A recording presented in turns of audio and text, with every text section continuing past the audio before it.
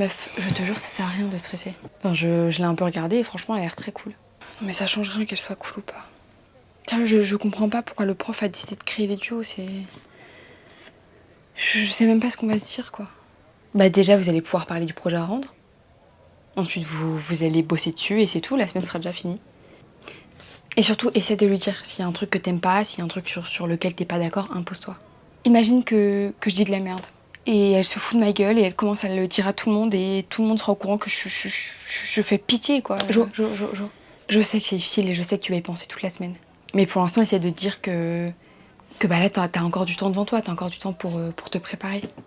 Joséphine, tu m'écoutes? Parce que là, tu sembles vraiment très peu intéressée par ce que je te dis. Hein. Grave, non, pardon, oui, non. Pardon, oui, je t'écoute.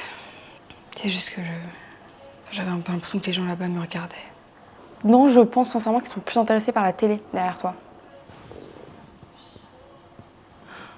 Putain. Merde, putain, pardon, je suis désolée, putain, je suis trop conne. C'est pas grave, ça va pas toucher mon ordi, ça va.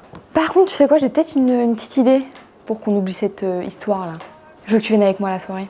Parce que je te jure, vraiment, ça va être hyper cool, il y a que des gens sympas, il y a de la bonne musique. Et puis en vrai, c'était cool de bosser ensemble, non? On s'entend bien. Enfin, de toute façon, t'as pas le choix, donc... Ça va? Je sais pas pourquoi je suis venue. Enfin, là, je suis sûre qu'ils sont tous en train de se foutre de ma gueule. Non.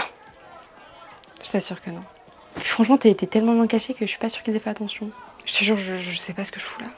Et puis Julie, elle en a rien à foutre de comment je me sens, elle en a rien à foutre de mon bien-être et je comprends pas pourquoi elle m'a forcé à venir, on se connaît depuis 2 jours. Alors, clairement, la façon de faire était pas bonne du tout. Mais je pense vraiment qu'elle sait pas que ça te stresse à ce point. Enfin, je pense que dans sa tête, elle invitait juste une copine à une soirée et c'est tout. Sérieux, je déteste être comme ça, Mia.